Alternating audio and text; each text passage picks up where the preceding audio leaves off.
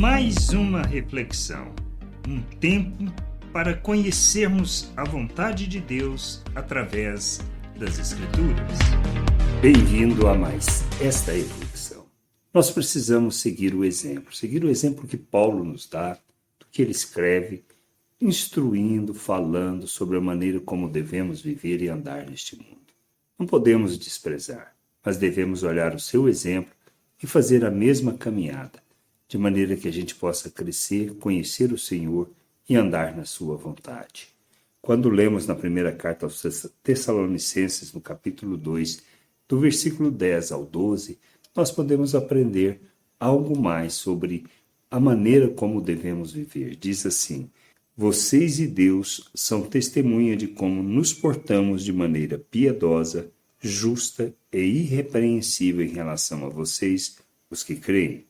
E vocês sabem muito bem que tratamos cada um de vocês como um pai trata os filhos, exortando, consolando e admoestando vocês a viverem de uma maneira digna de Deus, que os chama para o seu reino e sua glória. O que a gente necessita entender é justamente esta questão. Devemos tratar todo este processo como um processo onde não podemos manipular as pessoas, não podemos usar das pessoas, mas devemos ser testemunhas fiéis que revelam o Pai, revelam as suas virtudes, manifestam Ele ao mundo.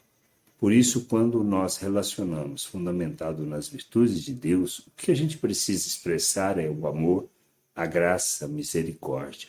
Pois quando nós revelamos o amor de Deus, nós não praticamos o próximo, o mal contra o próximo, muito pelo contrário, revelamos a justiça de Deus, a verdade.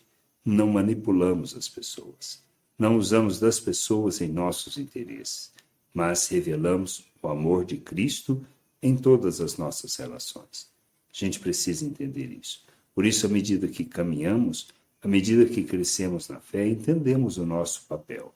Compreendemos que devemos agir como pais que cuidam dos filhos, ou seja, daqueles que são mais novos, de maneira que possamos corrigi-los, ajudá-los, admoestá-los, para que possam alcançar a maturidade e, assim, revelar o reino de Deus nas relações.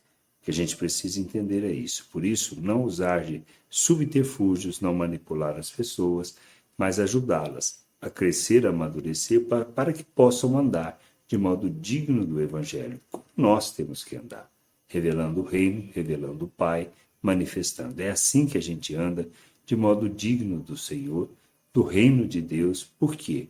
Porque nós crescemos, rejeitamos as obras das trevas e revelamos o reino de Deus através das relações, sendo imitadores de Cristo, e assim também imitando Paulo naquilo que ele instrui, naquilo que ele escreve. A gente precisa crescer, amadurecer, para revelar o reino de Deus. Seguir o exemplo é seguirmos esta mesma atitude de crescer, rejeitar as obras das trevas e revelarmos nas relações as virtudes de Deus, para que as pessoas possam ver Deus através das nossas vidas. Que a gente entenda, compreenda estas coisas e que possamos fazer a jornada de amadurecimento, glorificando o Senhor.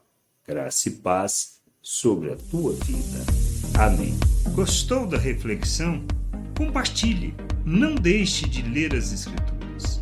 Medite para poder crescer no conhecimento e vontade de nosso Deus e nosso Pai, para que, conhecendo o Senhor, possa o revelar ao mundo.